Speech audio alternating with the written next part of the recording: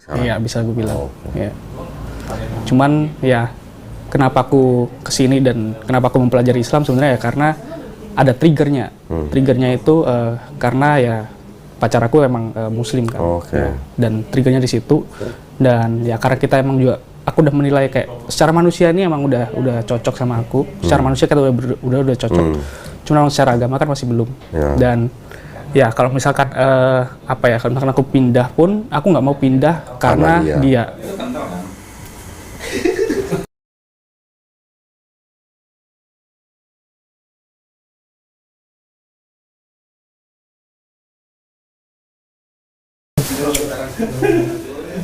Nih, paling dulu, cobain.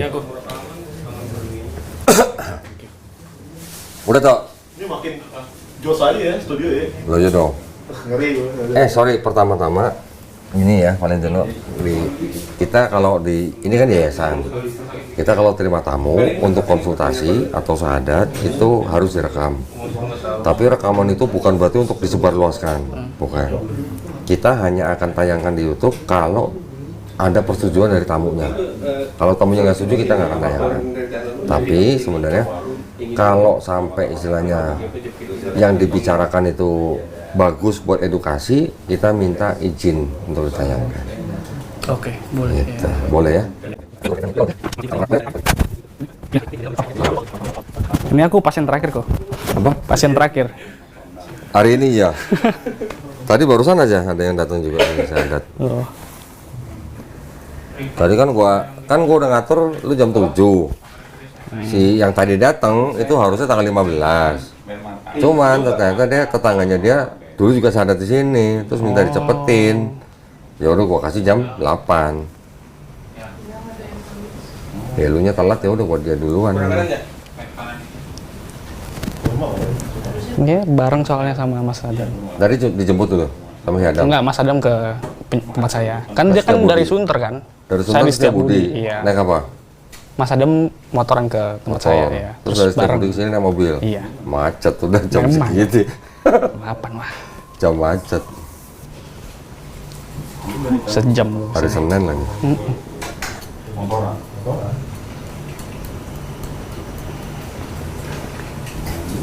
Lu ngopi apa ngeteh? Air putih aja kok udah. Masa nggak ngopi? Nggak malu lu nggak ngopi? Dam, lu nggak ngopi, Dam? Ayo kopi lah. Ada kopi apa? Ada kopi, ada. Ntar ada bikin. Mel, kalau Mel. Oh, Udah apa aja lah. Ya, Nescafe. boleh. Udah nggak ngerokok, udah. Emang dari dulu nggak ngerokok lu? Yang bener lu. Bener. Nescafe Apa aja. aja, ya. Apa aja? Boleh ya. Nggak ngerokok emang dari dulu kalau di rokok saya sering. Wih, lu nggak ngerokok biar cepet kaya ya? Amin dah. Loh, Jamu tuh udah pria. gua ngemil dulu. Belum makan nih. Ini lah ngoceh mulu belum makan. Gua kayaknya sehari ngomong lebih banyak daripada cewek deh. Bener ya? Iya, kalau kayak iya. Berapa ribu kata gua? Kalau cewek kan 10.000 kata biasanya. 20.000. 20.000. Cowok cuma 10.000, apa nggak sampai? Emang Kodoni seneng ngobrol ya? Tuntutan Banget ya? dong, gimana dong? Habis kalau nggak ngobrol gimana? Katanya beliau tuh sering nontonin Kodoni. Iya. Bahkan referensinya tuh Sebulan terakhir lah. Sebulan terakhir ini? Sering-sering ya. Oke. Udah sering-sering lihat Kodondi Ada yang ngirimin apa tahu sendiri? di YouTube. Dia tahu sendiri. Iya. Berarti. Kodondi terus tahu sebenarnya tahu Dokter Zakir Naik udah lama. Oke. Terus? Dulu 2000 berapa ya? 2000 waktu gue SMA lah, 2012 sampai 2013 lah. 2012? Iya. Terus sama sama gue bareng. Itu tahu, gue Gua tahu juga itu 2012 viral. tahu Zakir Naik. Iya, itu tahu viral, tapi aku nggak mau nonton. Oh. Iya. karena benci ya. Enggak, karena takut gue. Gue takut. Beneran ini. Serius. Kalau gue yang pertama bukan Zakir Naik, yang pertama gurunya Zakir Naik, Ahmed Didat. Ahmed Didat. Iya. Itu aku Syekh Ahmed Didat taunya baru-baru ini sih. Oh. Iya. Gue dari tahun 2007 sampai 2012 juga ngamatin orang Islamnya, nggak masuk Islam. Baru dari 2012 ke 2014 baru gue sadar. Setelah gue tahu inti daripada ajaran Islam. Karena belajar Islam ya. Loh, kalau Valen ini apa? Kristen atau Kristen apa? dari lahir. Kerja apa? Gereja di Mojokerto saya. Saya kan Oh, Mojokerto. iya. Jawa. Lu jangan saudara Hani Kristianto nih? Bisa jadi, makanya soalnya. Hani Kristianto. Nggak tahu Hani Kristianto? Nggak tahu. Dia juga dari Mojokerto. Gerejanya apa? Gereja Allah Baik.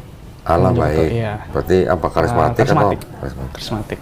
Dari Berarti lu kecil. pintar bahasa roh dong? Nah, Udah ketawa dia, tanya bahasa roh. dulu kan waktu kecil kan emang rajin ya kayak ada ibadah puasa 40 hari kan setelah Pentakosta ya buat Pentakosta kan. Nah, di situ kan emang kadang banyak banget tuh yang bahasa roh gitu kan. Aku mencoba gitu sebenarnya kan. Meskipun kayak sebenarnya bukan Roh Kudus yang ngomong itu. Tapi karena aku ngedenger ya, sebenarnya bisa ngomong kayak bla bla bla gitu bisa. Cuman ya menurutku kayak ya karena aku ngedenger orang aja nih jadi aku bisanya gitu. Jadi kayak Lu nggak ikut kursusnya sih? Nggak ada kursusnya masalah gue ya. Kalau ada kayak gue ikut. Itu mic lu, ada, ke dalam. Gini. Nah. Salah masangnya di si Apri ini. Udah. Jadi dari kecil, Iya. karismatik. Terakhir kapan gereja lo? 2020 Wih, udah lama dong. lama ya. 5 tahun Karena lebih. COVID ya. Oh, karena COVID. Lu waktu COVID di Mojokerto apa di Jakarta? Waktu COVID di Jakarta, udah di Jakarta. Oh, berarti lu udah ke gereja di Jakarta juga berarti? Udah. Gereja yang sama atau beda? Beda. Kalau yang di Jakarta itu, aku pertama ikut JPCC. JPCC. Pindah-pindah JPCC, NDC, itu. Terus, ya. Bahkan sempat karismatik juga. karismatik juga. Bahkan sempat juga ikut kayak komselnya gitu, kayak date-nya di JPCC. Oh, ada komselnya. Iya, ada komselnya. Terus orang tua di sana? Orang tuh di Mojokerto. Dua-duanya masih ada? Masih ada. Apa saudara Aku lo? juga punya salon. Dua. Lu Iya, nomor aku satu? terakhir. Oh, lu kecil? Iya. Kakak Punya koko lu? Koko satu. Apa cici? Koko. Koko. Iya. Udah nikah koko. Berarti sekarang lu iman Kristen lu udah jatuh? Aku bisa bilang kayak sekarang kayak aku nggak peduli sama agama sih. Agnostik sih bisa aku berarti lu bilang. agnostik sekarang? Iya, bisa aku bilang. Iya. Cuman ya kenapa aku kesini dan kenapa aku mempelajari Islam sebenarnya ya karena ada triggernya. Triggernya itu karena ya pacar aku emang Muslim kan. Oke. Ya, dan triggernya di situ. Dan ya karena kita emang juga aku udah menilai kayak secara manusia ini emang udah cocok sama aku. Secara manusia kita udah cocok. Cuma secara agama kan masih belum. Ya. Dan ya kalau misalkan kalau misalkan aku pindah pun aku nggak mau pindah karena dia. Karena ya aku pengen tahu nih dasar-dasar Islam juga kan. Yeah. Karena ya itu biar itu jadi keimananku untuk agama baru yang akan aku pelukkan. Karena kalau misalkan aku cuman karena si cewek aku ini doang, itu takutnya di kemudian hari bisa balik lagi. Iya. Jadi kayak akan jadi problem untuk jangka panjang. So, itu. Cewek lu sekarang cakep. Iya. 30 tahun lagi kan belum tentu cakep nih. Itu dia. Terus kalau udah gak cakep gimana gitu? Itu kan? dia. Betul. Tapi keluarga lu sendiri sama Islam gimana? Netral kah? Anti kah? Wah. Jadi sebenarnya kebetulan pacar aku kan emang bukan Cina juga. Jadi non Chinese sama non Kristen kan. Nah, kalau di Mojokerto sebenarnya antara orang non Chinese sama Chinese aja udah bentrok banget. Nggak usah agama tuh Nggak usah agama. Ditambah lagi kalau misalkan lu Cina Kristen sama yang bukan Cina Islam. Wah, itu udah bentrok banget. Jadi bukannya itu akur kalau di daerah-daerah? enggak, kalau di Mojokerto enggak kok. Jadi kayak doktrin yang dan sebenarnya bukan doktrin juga sih kayak yang ini yang memang dialamin sama kedua orang tuaku. Jadi kayak udah lama kayak mereka itu kalau misalkan tahu orang yang non Chinese atau non Chinese plus Muslim itu udah pikirannya jelek banget dah. Udah entah dia pingin nipu lah, entah dia kasar lah. Curiganya tinggi ya? Iya, ditambah lagi rumah aku yang di Mojokerto itu kan deket banget sama masjid nih. Dan dan setiap Jumat itu ceramahnya kan pakai corong kan. Nah, Toa. Pakai toa. Nah, ustadznya itu sering-sering banget bilang kayak Cina kafir gitu. Jadi kayak ya orang tuaku gimana ngedengerin itu ya ketika aku karena memang orang tua aku memang di situ-situ terus kan. Sementara aku kan emang ke Jakarta kan, dan setelah aku di Jakarta aku melihat kayak ya nggak semua orang Muslim gitu, nggak semua orang yang non Chinese tuh gitu. Mungkin emang di Mojokerto atau di tempat tinggal mama bapak aku itu ya kebanyakannya oknum gitu. So ya itu sih. Jadi aku juga nggak bisa nyalin pendapat mereka, karena emang itu yang mereka dapatkan, itu yang mereka rasakan juga gitu. Paham. Pernah nggak lu dengar dari orang tua lu atau dari nenek kakek lu mau masuk agama apa aja silakan asal jangan Islam? Enggak ya? Enggak sih. Enggak sih. Tapi tetap aja mereka tetap meskipun nggak ada omongan gitu ya, secara tersirat nggak mau gitu. tetap positif. Iya, apalagi kan ya ada istilah kayak wana, fan, kui, iniren gitu kan. Iya, Itu udah. tiko. Iya, wah. Kacau. Itu karena dulunya politik Belanda. Iya. Itu aku dengerin juga tuh. Akta lahir lu tahun berapa? 97. Coba lu cek di akta lahir. Ada nggak kode SBKTRD? Apa itu? CO berapa? Itu kode dari pemerintahan Belanda. Buat mengetahui ini orang suku apa, bangsa apa. Oh. Akta lahir gua masih ada. Itu kode. Yang sekarang sih gua denger nggak ada. Jadi dulu Belanda memang bikin warga negara dibikin 3. Warga negara Eropa, warga negara Asia Timur Jauh, ada Cina, India, Arab. Warga Bumi Putra. Nah yang Bumi Putra sama yang Asia Timur Jauh ini sering diadu domba, terutama kalangan Cina-nya. Jadi makanya sampai puluhan tahun ya, jadi orang punya stigma negatif terhadap kelompok yang diadu domba itu. Dulu waktu 98 ada kerusuhan nggak Sang? Kayaknya dari cerita mamaku sih nggak sampai ke Mojokerto ya. Nggak sampai. Jadi ya. Tapi yang lihat kayak di TV-TV ya udah makin benci lah. Gitu. Ngecek gua meninggal di Solo. Oh, ya. Tokonya juga dijarah. Bakar. Nggak sampai dibakar, tapi dijarah aja. Karena takut dia lari manjat tembok di belakang. Pas turun loncat gitu, meninggal. Ya itulah politik itu emang. Tapi kan kalau dibalik-balikan lagi, yang bikin itu kan berarti Belanda. Sedangkan Belanda tuh yang bawa Kristen ke sini loh. Sisa-sisanya masih ada ya? Masih sampai sekarang. Itu nggak bisa hilang dalam 10-20 tahun, ratusan tahun. Kan masih banyak. Encim, engkong kita yang ngomong Islam agama orang miskin, Islam agama teroris, Islam agama yang ngemis di lampu merah, Islam yang di penjara dan sebagainya. Itu kan ngelihatnya di Indonesia aja, karena di Indonesia mayoritas Islam. Nah, kalau lihat di Brasil, lihat di Meksiko, lihat di Manila kan beda cerita gitu. Itu yang nggak bisa digeneralisasi. Gua awalnya juga ketika gua keluar dari Kristen Land, yang gua pelajarin nggak langsung Islam. Dari Kristen gua belajar Yahudi dulu, Hindu, Buddha, Konghucu, Islam terakhir. Padahal yang ada hubungannya kan malah Yahudi, Kristen dan Islam. Tapi kenapa gua loncatin?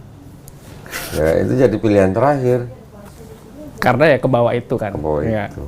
Ada unsur itunya. Iya, benar. 5 tahun gue dulu ngamatin orang Islamnya. Gue nggak tertarik masuk Islam jadinya.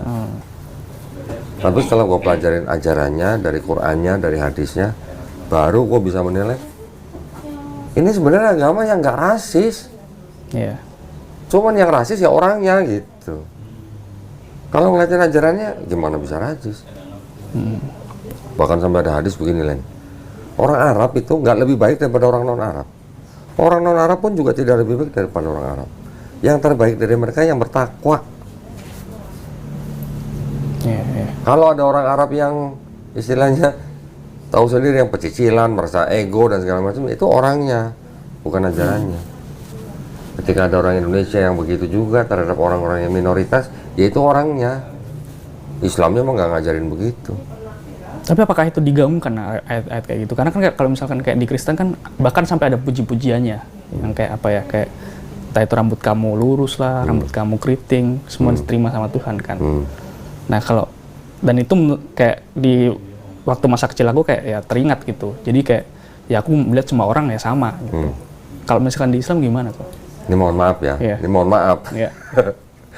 Yang di dalam Islam yang gua tahu malah memang ini terbagi-bagi nih, terbagi. Karena di Islam sendiri kan juga walaupun akidahnya sama, akidah itu artinya teologinya, tapi itu tadi ada harokah, kelompok-kelompok, golongan-golongan yang masing-masing membawa ke menonjolkan pola pikir mereka sendiri.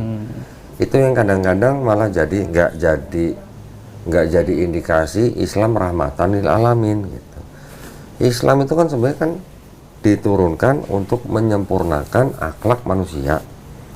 Nah kalau masih ada orang-orang yang akhlaknya ternyata masih mementingkan kelompoknya sendiri, itu udah jelas nggak menampilkan atau nggak mewakili Islam secara keseluruhan. Tapi banyak juga ustadz-ustadz yang sudah mulai menggaungkan bahwa Islam rahmatan lil alamin itu artinya nggak ada rasis, ada. Tapi biasanya kalau ustadz bicaranya di masjid tertentu, masjidnya dia dan segala macam untuk umat dia, yang mereka tonjolkan itu yang harokah mereka. Itu yang cukup disayangkan. Makanya di yayasan yang kita buat ini, kita ada aturan tegas. Nggak boleh berpihak. Ya, jadi kalau misalnya ada Islam ada beda pendapat atau apa, kita nggak boleh berpihak ikut yang ini atau ikut yang ini, nggak boleh. Terus di dalam yayasan kita, sesama Islam nggak boleh berdebat. Karena yang diperdebatkan itu hal-hal yang sebenarnya udah selesai ratusan tahun yang lalu. Bahkan pada zaman Nabi juga udah ada yang selesai gitu. Nggak perlu diperdebatkan. Itu yang memang butuh kearifan. Butuh sentuhan ulama yang nasional atau bahkan yang internasional yang omongannya didengar oleh semua kalangan. Itu sih. Ya sebenarnya sih kalau semua agama dibandingkan kurang Pasti lebih ada sama. juga oknumnya, iya. Kurang lebih sama. Pasti benar. Lu bahkan mau Yahudi sekalipun ada, Hindu, Buddha juga ada. Pasti ada kelompok-kelompok yang gitu. Yahudi aja deh ortodok, ultra ortodok, sampai ultra coba. Cuman kalau kita mau ikutin sebuah agama kan harus kita kembali ke intinya. Iya. Kalau di Islam malah benar-benar nggak ada rasis. Ada sekarang gini, kalau lu ke masjid nih, lu lihat nih, orang yang paling bertakwa dia akan berdiri di saf paling depan. Yang telat ya di saf paling belakang. Nggak ada cerita karena gue nyumbang masjid paling gede, gue harus paling depan, itu nggak ada. Ya, itu di gereja itu tuh. Kalau di gereja ada. Iya. Kalau di gereja kan bangkunya udah disiapin. Iya lagi. Tidak untuk ditetapkan, Iya. tidak untuk diduduki orang selain. Iya tuh. Tapi kalau di masjid kan nggak ada. Reserve gitu, nggak ada reserve. Iya, iya. Bahkan pejabat sekalipun kalau telat ya di belakang. Itu yang dulu bikin gua mau akhirnya terima Islam. Tapi bukan itu saja yang mutlak kenapa gua terima Islam. Baik relatif. Ya, Kristen baik nggak? Baik. Agama lain mengajarkan kebaikan nggak? Kebaikan. Tapi kebenaran itu yang nggak bisa dibandingkan. Nah, sedangkan kalau kita mau mempelajari sebuah agama atau yang disebut dengan sistem kepercayaan, kan harus kembali ke kitabnya. Iya. Kalau kita nggak tahu sejarah kitabnya ya, Kitab ajaran keselamatan juga kan. nah, konsep ketuhanan, konsep keselamatan. Kalau konsep-konsep selain ini itu sangat-sangat subjektif lah. Mesias kayak, Dajjal kayak, Imam Mahdi kayak itu subjektif banget. Tapi kalau konsep ketuhanan dan keselamatan kan ini yang bisa dibandingkan.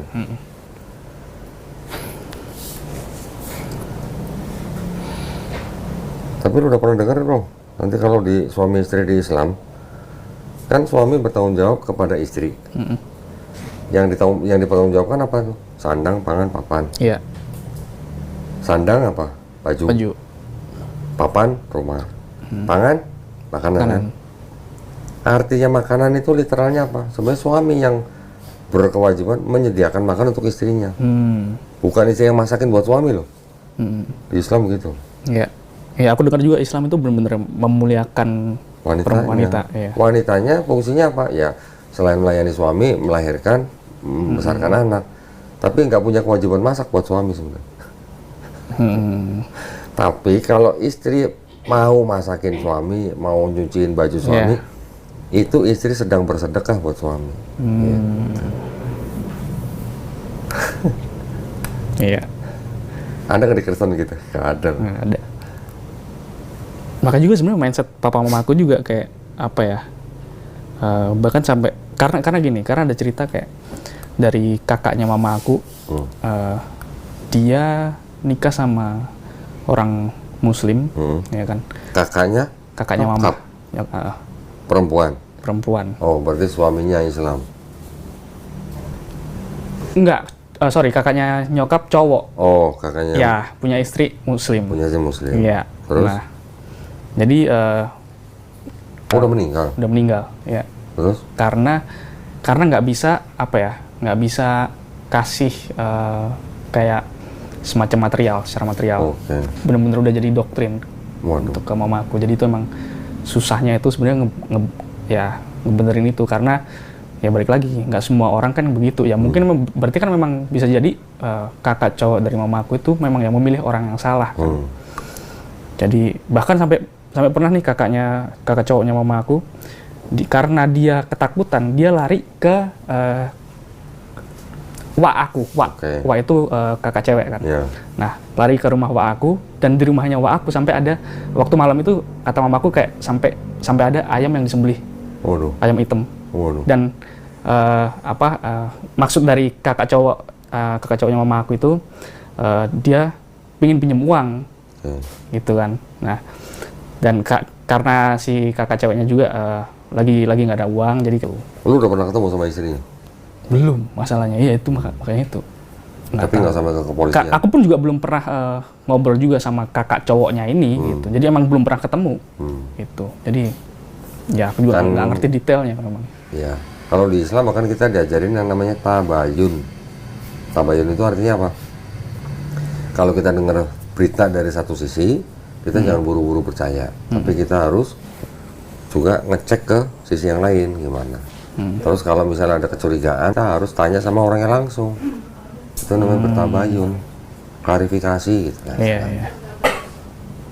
Iya sih.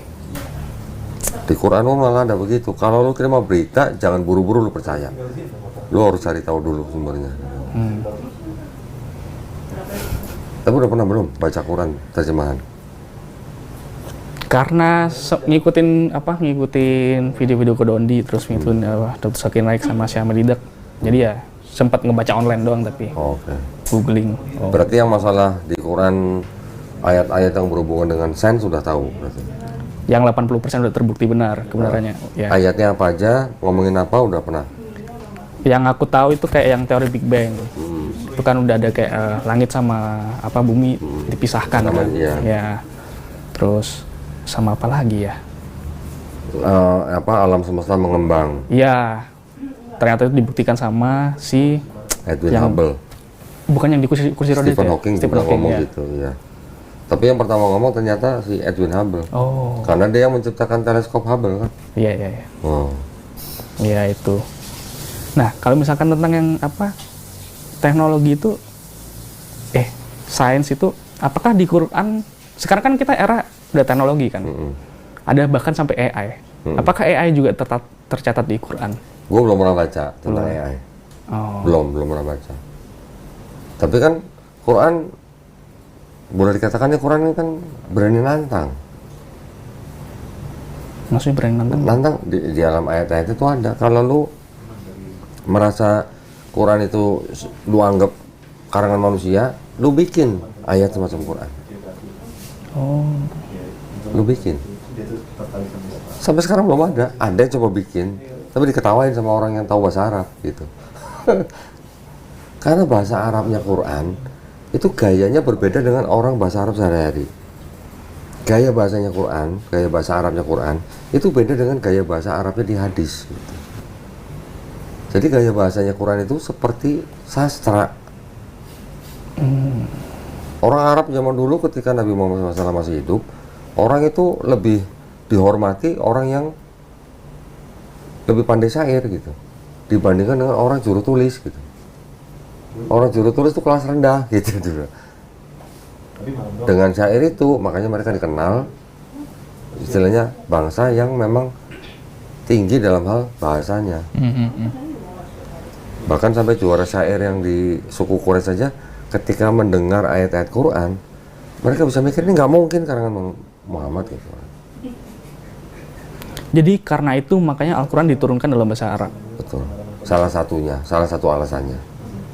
Karena Ada. juga jadi pertanyaan saya sih kayak kenapa harus bahasa Arab? Gue juga dulu nanya Iya. begitu. Dan sementara kayak di Alkitab kan ya semua bahasa lah ada kan. Nah sekarang tahu nggak bahasa Indonesia kosakatanya ada berapa? Kosakata. Nggak tahu. 250.000, paling banter 300.000 lah. Mau kasih 500.000, gua full lah 500.000 lah. Bahasa Inggris berapa? Dari sutra ke sini sih. Aku 650.000, anggaplah sampai 1 juta. Bahasa Arab tahu nggak berapa? Berapa? 12 12. juta kosakata. Bisa kan dibandingin? 12 juta dengan 1 juta, jauh banget gitu. Kosakata lo ya. Contoh, lo kalau di bahasa Inggris nih, lu bahasa Inggrisnya apa? You. You. Lu berdua, Both both of you. Lu berdua laki-laki.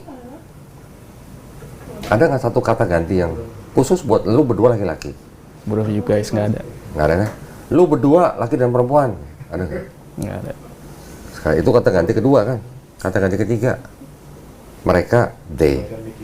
Mereka laki-laki apa? Mereka perempuan. Mereka laki-laki dan perempuan apa? Bahasa Inggris saja masih kalah jauh kan?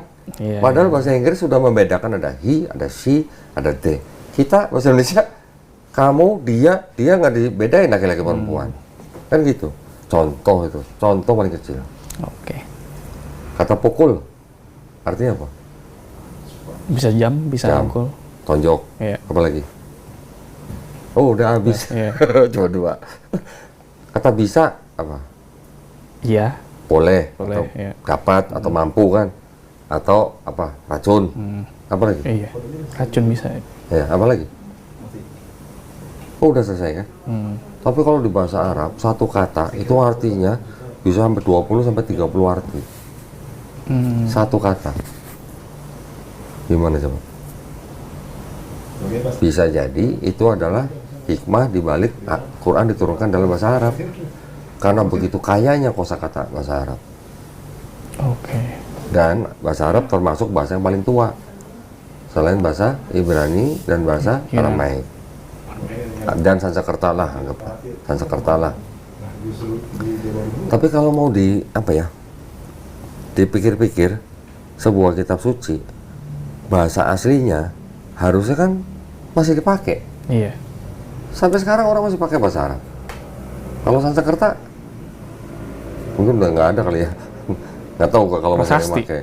Hah? Prasasti paling Nah, Sanskerta. iya prasasti. Sampai sekarang kan orang udah nggak pakai. Bahasa Ibrani oke masih ada yang pakai.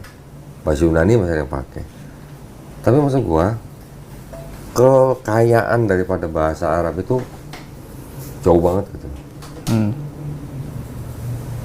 Dan kalau lo perhatiin gaya bahasanya di Quran, itu memang boleh dikatakan, kalau sayangnya kan kita nggak tahu bahasa Arab secara mendalam nih. Tapi kalau yang tahu itu bisa menggambarkan Quran itu seperti udah kayak syair gitu. Syair yang rumusnya melebihi daripada rumus-rumus orang Arab pada zaman itu. Orang Arab itu kalau lagi ngerenungin hidup bikin syair, lagi di depan pinggir danau bikin syair. Syair tuh kayak puisi gitu ya. Iya kayak puisi. Nanti kalau lagi mikirin cewek bikin syair. Sama kayak Daud berarti. Mirip. Tapi bahasa Arabnya Quran itu melebihi rumus orang-orang yang sudah jago bahasa syair. Gitu. Terus kan gue dulu pernah nanya juga, kenapa Islam diturunkan di Arab gitu. Artinya Qurannya gitu lah, bukan Islamnya. Iya. Islamnya mah dari Nabi Adam alaihissalam. Kenapa Qurannya kok di Arab? Kenapa di bangsa Arab gitu Qurannya gitu? Kalau kita lihat bangsa Arab itu bangsa yang terbelakang. Mereka kaya dengan syair tapi terbelakang. Romawi sama Persia yang sedang bersaing aja nggak minat ngeliat bangsa Arab gitu. Nggak ada kepengen untuk menguasai Arab gitu. Karena dilihat kan padang pasir.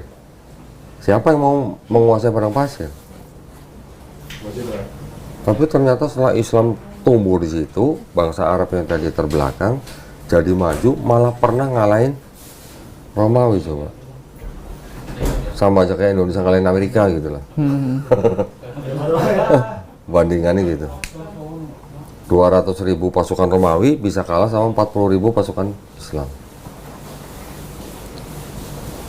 Cuman kalau sekarang nih, kenapa yang negara-negara Islam kok sepertinya ketinggal gitu ya? Ya kan? Yang maju-maju sekarang Amerika, Eropa kok bangsa-bangsa yang dianggap Kristen, Cina gitu. Yang maju-maju itu biasanya mereka nggak dekat dengan agamanya. Mereka udah pasti sekuler dan bebas gitu loh pola pikirnya. Tapi kalau yang dekat dengan agamanya pasti kan jauh lebih konservatif. Iya sih. Ya. Tapi kalau diurut-urut nih, ilmu pengetahuan yang baru berkembang di abad pertengahan ternyata sudah banyak berasal ditemukan oleh orang Islam. Gravitasi, lensa, perbintangan, biologi, bahkan apa? Komputer. Kalau nggak ada aljabar dan algoritma, kita sekarang nggak bisa Facebook, nggak bisa YouTube, nggak bisa IG. Yang punya Facebook itu malah kagum dengan penemu aljabar, Al-Khawarizmi namanya. Cuman ya itu karena kalau agama itu dengan konservatif, kalau yang di luar agama jauh lebih bebas.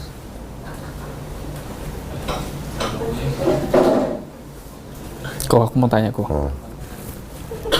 Jadi aku kan sempat ngeliat kan sebenarnya aku tertarik untuk mempelajari Islam karena since aku Kristen dari lahir dan aku kayak appreciate sama Jesus ini, sosok Yesus ini. Dan aku ngedengerin kayak di podcastnya Denny Sumargo ada Ustadz Felix sama pendeta Marcel ya. Itu kan ngomongin kesamaannya nih. Tapi ketika aku ngelihat kayak reactionnya Romo Daniel tentang Kodonitan, dan aku juga ngelihat juga reaksinya Kodonitan tentang video itu, ada satu pertanyaan, ada satu jawaban dari atau argumennya dari Romo Daniel yang kayaknya belum sempat kejawab sama Kodondi. Yang apa coba? Yang ini kok, jadi di Romo Daniel tuh bilang kayak ya Nabi Isa sama Yesus tuh beda sosoknya karena di Al-Quran bilang kalau Maryam itu ayahnya kan Imron kalau nggak salah ya, dan Romo Daniel juga bilang kayak si Imron ini dia juga ayahnya Musa, jadi beda zaman. Oh enggak, salah dia. Ayahnya Musa Amran, ayahnya Maryam Imran. A sama I beda nih ya. Nabi Musa dan Nabi Harun juga punya saudara perempuan namanya Miriam, bukan Maryam. Oke. Udah beda nih. Tapi di Quran ada yang Quran surat Maryam ayat 28, Maryam ibunya Yesus, ibunya Nabi Isa alaihissalam, disebut sama kaumnya Ukhta Harun gitu. Ya kan? Orang Kristen atau yang apologet Kristen atau orang Orientalisme menuduh bahwa itu adalah kesalahan Quran yang tidak paham jarak Harun dan Maryam. Karena Harun yang dimaksud ini adalah Harun abangnya Nabi Musa. Ya. Jaraknya kan jauh sekali. Iya. 1300 sampai 1400 tahun. Tapi sebenarnya yang ngomong begitu tidak tahu konteks dan tidak tahu bahasa Arab. Rata-rata yang menyerang itu nggak paham bahasa Arabnya. Yang tadi gue bilang kosakata. Yang disebut dengan ukhta itu artinya bisa macam-macam. Bisa memang benar saudara perempuan, bisa juga keturunan. Nah, di Islam Hukum Islam itu kan ada 4. Quran, hadis sahih, ijma ulama atau kesepakatan para ulama, yang keempat baru qiyas. Iya. Hadis sahih selama tidak bertentangan dengan Quran ini menjadi sumber hukum kedua nih. Ada sebuah hadis riwayat dari Ahmad yang menceritakan Nabi punya sahabat namanya Mughairah, pergi ke daerahnya orang Kristen di Najran, Yaman. Di tempat itu sahabat Mughairah ini ditanya sama orang-orang Kristen, kenapa di dalam Quran lu membaca Maryam ukhta Harun gitu. Sahabat ini nggak sempat jawab, dia pulang ke Madinah, lapor sama Rasulullah. Rasulullah jawab, kenapa lu nggak bilang? Orang Bani Israel sudah biasa menyebut nama orang dengan nama orang-orang soleh sebelumnya. Jadi itu artinya Maryam itu keturunan Harun. Oke, itu dari perspektifnya Islam. Di Bible sendiri, di Lukas juga ada keterangan, ada yang namanya Zakaria punya istri Elizabeth. Elizabeth ini keturunan Harun, Nabi Harun. Elizabeth ini istri Zakaria nih, yang ibunya Yohanes Pembaptis. Maria ketika didatengin malaikat Gabriel, lu akan hamil, gini-gini ceritanya kan gitu. Kemudian diceritakan apa? Nanti lu datengin ke Elizabeth. Elizabeth itu sanak lu, dia juga hamil gitu. Kalau Maria kerabatnya Elizabeth, berarti Maria keturunan Harun bukan? Kerabat sanak Elizabeth keturunan Harun, Maria sanaknya Elizabeth. Bukan berarti. Oh bukan, sanak. Kerabat bukannya sama keluarga Sanak, beda ya? tulisnya sanak. Sanak itu deket kan, ada hubungan darah kan? Iya. Ya, berarti Maria keturunan Harun bukan? Kalau Elizabeth keturunan Harun. Nah gitu. Nah terus kalau dibilang Yesus bukan Isa Al-Masih, itu kan hanya perbedaan transliterasi nama. Gua kasih satu fakta nih, jangan kaget ya. Kata Jesus dalam bahasa Inggris adanya tuh kapan? Abad keberapa? Enggak tahu. Baru masuk Bible Kristen yang bahasa Inggris baru di tahun 1750. Thomson Bible. Sebelumnya King James Version Bible gak ada kata Jesus. Adanya Isus. Isus dari bahasa Yunani. Kenapa begitu? Karena huruf J itu baru ditemukan tahun 1524. Yang menemukan seorang ahli tata bahasa Itali namanya Gian Trissino. Memisahkan antara huruf I dan huruf J. Ya, huruf J ini baru dipakai menjadi kata Jesus di sebuah dokumen di Inggris, di pengadilan Inggris tahun 1632. Baru masuk Bible tahun 1750. Bible yang pertama kali bisa disusun sama bapak-bapak gereja di abad 4 juga belum ada huruf Jesus. Kata Jesus juga belum ada. Jadi kalau disebut sosok Jesus ini nanti turun kedua kali, lu panggil Yesus gitu, nggak bakal nengok dia. Nama aslinya dia siapa? Iso dalam bahasa Aramaik. Dalam bahasa Ibraninya Yesua. Dalam bahasa Arabnya Isa. Tapi orang Romawi yang sedang menjajah Palestina, kan mereka menggunakan bahasa Yunani.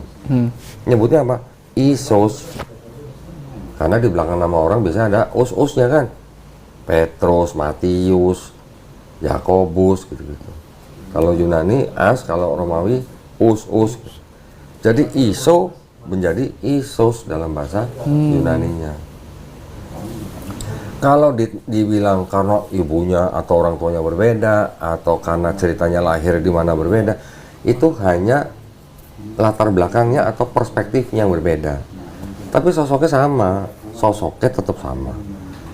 Sekarang kalau Daniel Biantoro bilang Yesus dan Isa Al-Masih itu beda, gua tunjukin ini. Sos. Ini kitab, ini koper pusaka nih. Koper Pak Tarno ini. Apa? Koper Pak Tarno. Tapi ini bukan alat sulap ini. Lu bilang tadi Daniel Biantoro kan mengatakan Isa dan Yesus orang yang berbeda. Iya. Ini apa? Sorry. Alkitab ya. LAI ya. TB1 kan ini, terjemahan baru kan. Tahun 74 nih. Ya kan? Kitab suci Injil. Siapa nih? LAI Jakarta. Sama kan sama ini? Tahun berapa?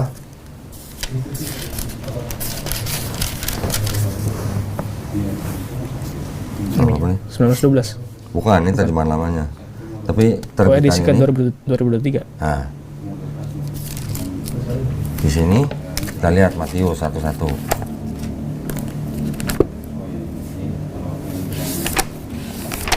Siapa nih? Silsilah Yesus Kristus. Siapa nih? Silsilah Isa Al-Masih. Orang yang berbeda apa orang yang sama nih? Gue tanya. Apa Daniel Biantoro nggak pernah ngeliat ini? Wah. Hah? Yeah. Kalau orang Kristen yang bilang Yesus dan Isa Al-Masih beda, gua tunjukin ini. Tolong jelasin, ini siapa Isa Al-Masih? Yesus atau bukan ini? Itu maksud gua.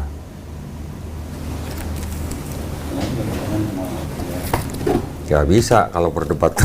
Gua pakai dokumen mereka sendiri. Gua masih punya tuh yang 1916 tuh. Ntar dulu ya. Kitab suci Injil. Yang nerbitin siapa nih? Sama kan? 2004. 2004.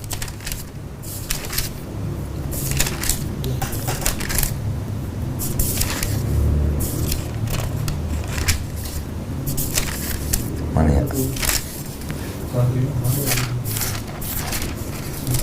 Tolong lu baca. Yang gue garis bawain.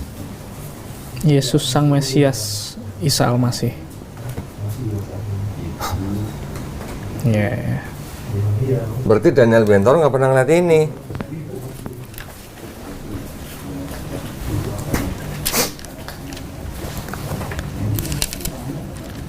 Mana yang tuh? Oh, di sini.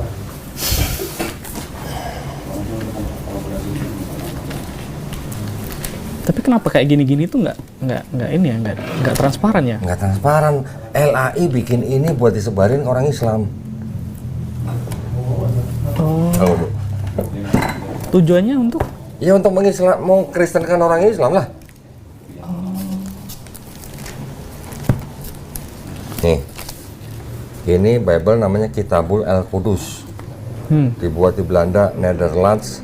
Apa nih? Bible Genootschap Amsterdam tahun 1916. 19. Dicetak oleh Boeken Steen Drukkerij, firma PBM Trap de Leiden 1916.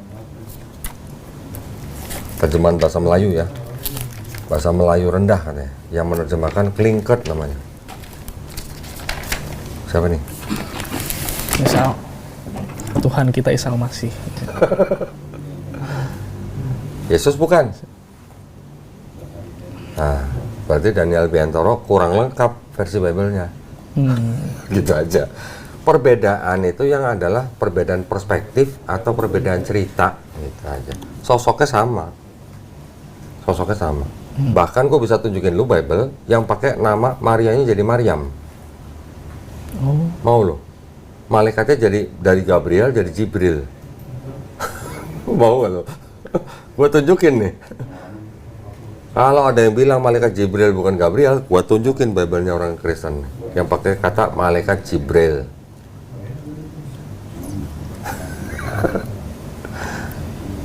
Nah, berarti Daniel Biantoro beli dulu ini. Ini gue beli ini tender sama LAI ini gue. Menang tender gue.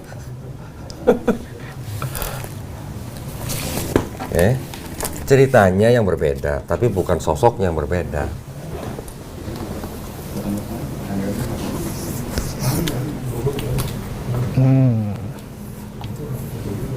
Penyalipannya ada nggak? Kan penyalipan termasuk dari bagian dari cerita, dari perspektif. Itu yang beda ya. Nah, beda perspektif nih. Untuk orang yang sama, beda perspektif antara Kristen dan Islam.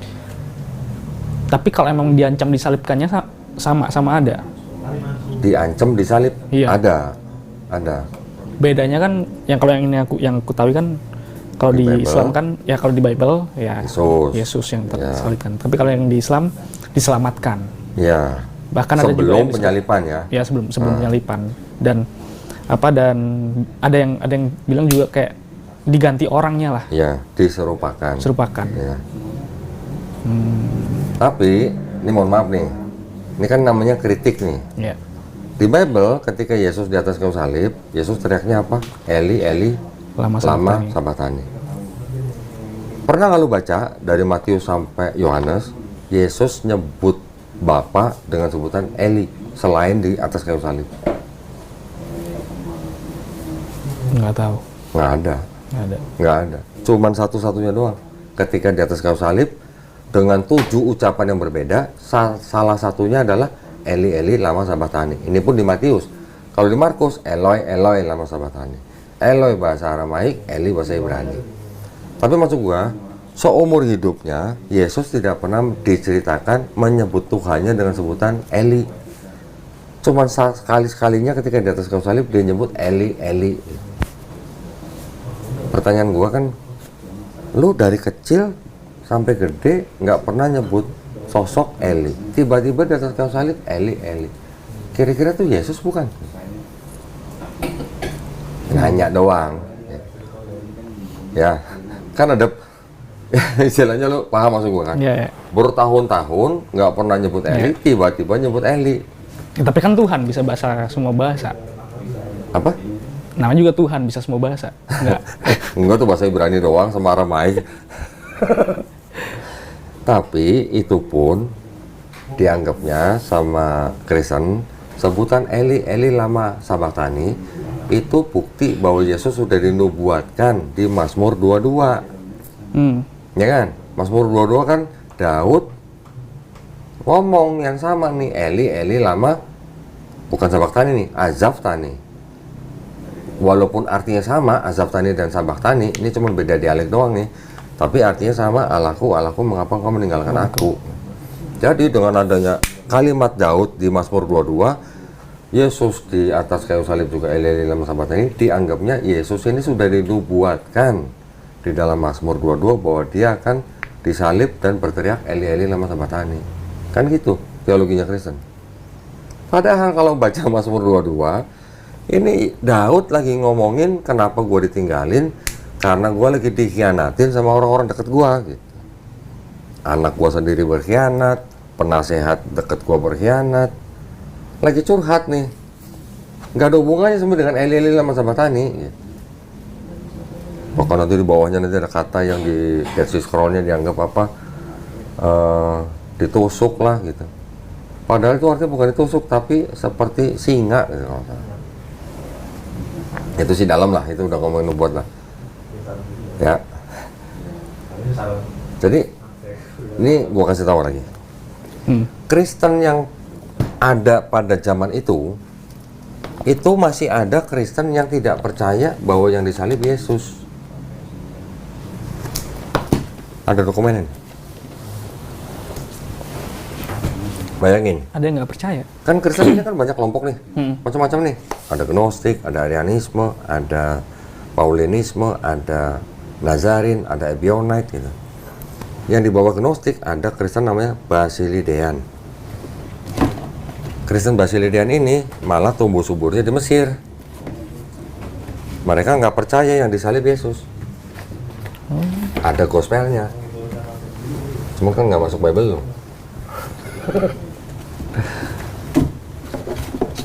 Dokumen-dokumen yang itu adanya di dalam dokumen-dokumen yang disebut dengan Nag Hammadi Scripture atau Library. Nag Hammadi itu nama desa di Mesir, di mana dokumen tersebut ditemukan tahun 1945 kalau nggak salah. Ya, ada dari sekian banyak gospel. Ini gospel-gospel yang terselamatkan nih. Sekian banyak gospel, namanya apa nih? The Gospel of Thomas. Ada lagi The Gospel of Philip.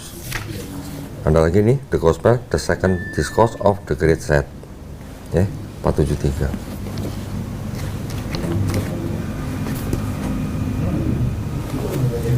Tolong dibaca. The death they think I suffered, they suffered. Yang ini semua kok. Atau yang lain ini aja nih dari sini.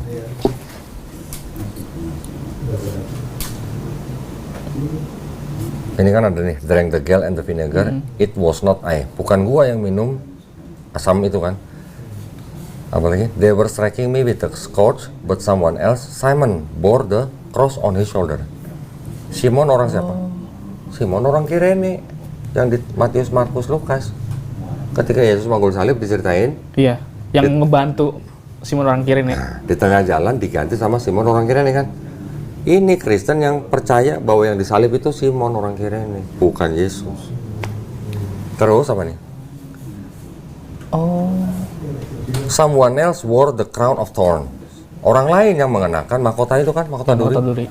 And I was on high, poking fun at all the excesses of the rulers and the fruit of their error and conceit.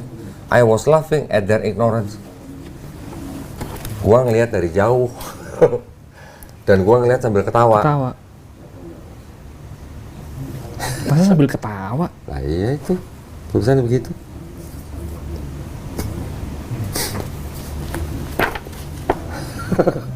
Ini gospel-gospel yang dianggap bidat sama kalangan Trinitarian. Tapi ada kelompok Kristen yang tidak percaya bahwa Yesus yang disalib. Itu.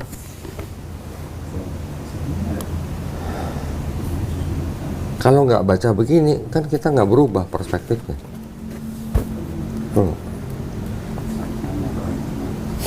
Nanti ada lagi begini. Kaget-kaget tuh.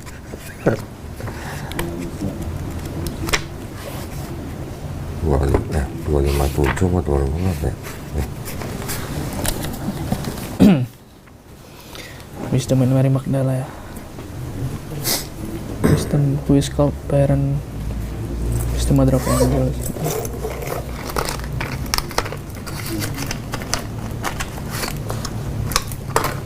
Wah. Masa dicium kok?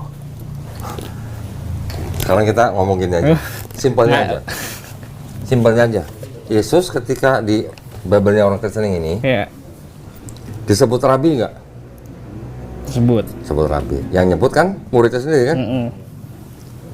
Seorang rabi di dalam Yahudi itu secara tradisi itu harus menikah. Kalau lu rabi nggak nikah malah aneh. Mungkin ada lah 1 dari 1000 itu misalnya. Tapi tradisi Yahudi yang namanya orang disebut rabi sudah dipastikan dia menikah.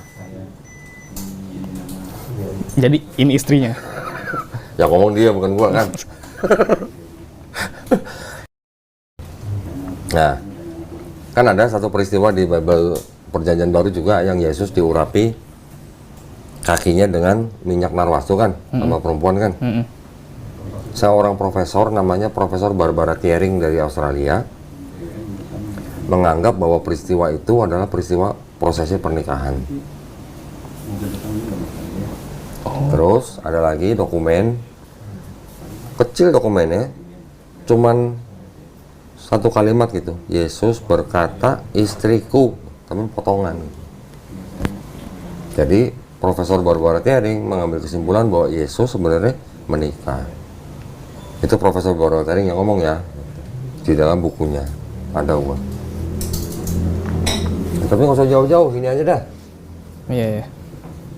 Laki-laki dan perempuan kalau bukan istrinya cium bibir diapain? Makanya. Nah, gitu aja. Indikasinya banyak. Disebut rabi aja tuh udah pasti menikah. Karena di Yahudi tuh ada step, ada tahapan-tahapannya gitu. Anak laki-laki di Yahudi umur sekian, itu dia udah mulai harus belajar Taurat. Kalau dia menekuni, umur sekian dia udah harus menikah. Umur sekian nanti dia bisa jadi guru. Kalau Umur Nabi Isa Al-Masih menikah juga berarti. apa? Nabi Isa. Kalau di Islam kita taunya gini, nabi-nabi dan istri-istri mereka. Berarti kita bisa berpikir Nabi Isa juga menikah, bahkan poligami. Ada istri-istrinya. Ada website, bukan website Kristen. Yesus menikah dengan siapa? 1, Maria Magdalena. 2, Lydia. Bener, ada anaknya. Cuman kan itu bukan websitenya yang berasal dari organisasi Kristen gitu. kalau Nabi Isa menikah, kan diceritakan juga kan Nabi Isa bakal turun juga kan, ya toh. Dan dia akan menjalani kehidupan seperti seorang manusia, menikah dan sampai meninggal lah selama 40 tahun. Itu bener nggak? Itu ada sedikit perbedaan pendapat dari para ulama. Ada yang mengatakan 40 tahun itu total umur dia, yang 30 tahun sudah di yang pertama, yang datang kedua kali nanti 7 tahun. Yang pertama 33, yang kedua jadi 7 tahun, total 40 tahun. Tapi ada pendapat yang lain, nanti datang lagi, dia hidup lagi selama 40 tahun. Cuman beda itu aja. Tapi bener akan menjalani seperti kehidupan manusia, menikah dan sampai meninggal. Iya, dan dia akan menjadi umatnya Nabi Muhammad SAW, mengikuti syariat Nabi Muhammad SAW. Artinya mengikuti syariat yang dibawa Quran. Gitu. Ini coba bayangkan ya. Kalau misalkan Nabi Isa datang lagi kan, dia akan memerangi Dajjal kan? Membunuh Dajjal. Bukan memerangi lagi, membunuh malah. Membunuh Dajjal, mematahkan salib, membunuh babi, dan menghilangkan jizyah. Jizyah itu apa? Pajak untuk orang yang bukan Islam. Jadi kalau misalnya dalam satu daerah yang menjalankan syariat Islam, ada orang yang di luar Islam tinggal di situ, boleh nggak? Boleh, tapi bayar jizyah. Dan jizyah itu lebih kecil daripada zakatnya orang Islam. Dan yang bayar jizyah hanya laki-laki yang produktif. Perempuan, anak, dan orang tua tidak perlu bayar. Dan laki-laki yang bayar itu tidak perlu ikut wajib militer. Dan mereka dilindungi sama orang Islam. Itu yang mereka bayar, jizyah. Uang perlindungan gitu. Tapi lebih kecil dari zakat. Nah sekarang ketika diceritakan Nabi Isa AS nanti akan datang lagi mematahkan salib, membunuh babi. Babi dan salib ini urusannya siapa? Iya. Nah, udah gitu aja.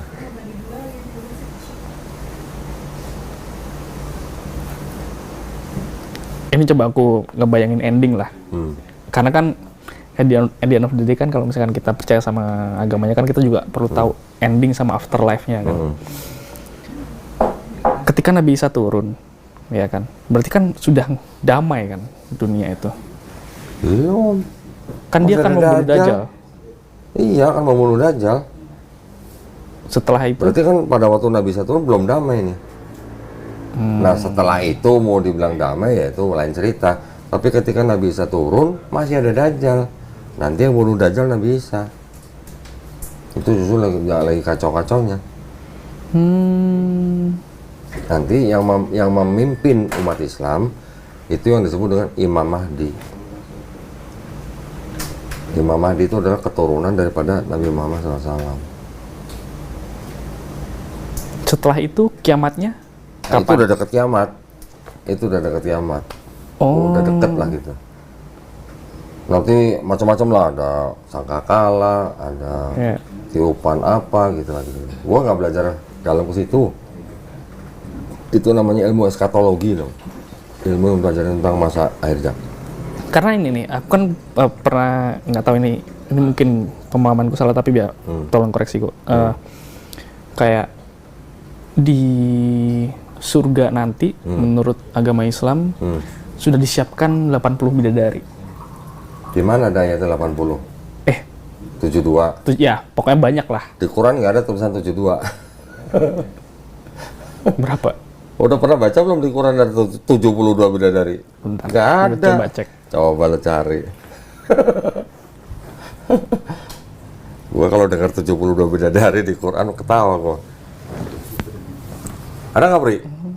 Di Quran di sini ada 72 bidadari. Nggak ada. Nggak ada ya? Hadis. Oh, Hadis. ya itu 80 bidadari. 72. 72. Lu jangan lebih-lebih. 80, oh ya. Kok cepetan gua 80 ya? Dia salah berarti. Salah lu. berarti gua. 72. Oh. Nah, kenapa? Pertanyaannya apa? Nah itu maksudnya buat apa? Maksudnya kan kalau misalnya kita sudah di surga kan bukannya kita hanya roh kita kan? Apakah masih ada? Maksud fungsinya bidadari itu apa? Loh, ini gini, kalau di Islam kita taunya surga itu adalah tempat yang kita tidak pernah lihat, tidak pernah kita dengar, tidak pernah kita rasakan. Ya, itu adalah tempat yang sangat istimewa buat orang-orang yang beriman untuk menuai ketaatannya, mendapatkan kesenangannya. Yang gua baca bukan di surga bukan rohnya aja ya gitu ya, ada tubuhnya, Ada tubuh tapi juga. tubuhnya bukan tidak sama dengan yang di bumi. Oke, jadi di Quran di dalam Islam kita juga mengenal ada yang namanya kenikmatan seks. Oke, seks itu di bumi itu kan juga sebagai fitrah manusia, kenikmatan yang diberikan pada manusia sebagai fitrah. Cuman kalau di bumi kan lu diatur, lu nggak boleh sembarangan menggunakan seks untuk orang yang bukan pasangan sah gitu. Jadi di bumi pada saat kita hidup sekarang dengan kenikmatan yang kita diberikan, tapi juga ada batasannya, itu seolah-olah menjadi tempat seperti penjara kan buat kita kan. Oke, pada saat nanti kita lulus nih, lulus ujian di dunia, baru nanti di surga, lo mau minta apa, gua kasih. Lu doyan minuman keras, gua kasih. Tapi yang nggak mabok, yang nggak memabokkan gitu. Bukan lu minum di surga terus mabok-mabokan gitu, enggak ada namanya mabok di surga, nggak ada. Yang lu suka apa? Daging, apa misalnya daging babi misalnya lah. Gua kasih daging babi misalnya di surga dikasih babi. Tapi bukan babi seperti yang di bumi. Babi yang istilahnya daging yang nikmatnya mungkin malah melebihi nikmatnya daging babi. Seperti itu. Begitu juga dengan seks. Nah, ketika ada hadis, ya terlepas daripada hadis itu sahih atau tidak, apa namanya? Apa sih namanya istilahnya? Lu kalau 72 bidadari itu disediakan bukan untuk semua orang, tapi untuk orang-orang yang berperang di jalan Allah dan dia mati syahid gitu. Artinya mati dalam perang gitu. Oh, Lo kalau nggak mati dalam perang mau minta 72 bidadari juga gitu. iya, paham. Ya. Dan ya apapun yang kita inginkan di surga, yang kita bisa tahan di bumi, nanti akan dibalasnya di surga. Lo Berarti mau kayak di minta surga itu, kalau menurut umat muslim, kita akan kayak menjalani kehidupan seperti di bumi. Cuman tidak seperti di Tidak bumi, ya. Cuman ya kehidupan kekal di dalamnya, yang mana semua isinya adalah kenikmatan. Kalau cewek sukanya apa? Perhiasan. Iya. Oh, udah lu minta sebanyak-banyaknya perhiasan, nggak ada limit gitu istilahnya. Ya, salah satu fitrah laki-laki kan seks. Kalau nggak ada begitu kan nggak ada masturbasi loh. Tapi buat apa itu? Kalau misalkan kita teman, karena sering lihat teman sholat, sering lihat teman Saya ngaji. pergi dari rumah, saya udah bulatkan hati untuk masuk ke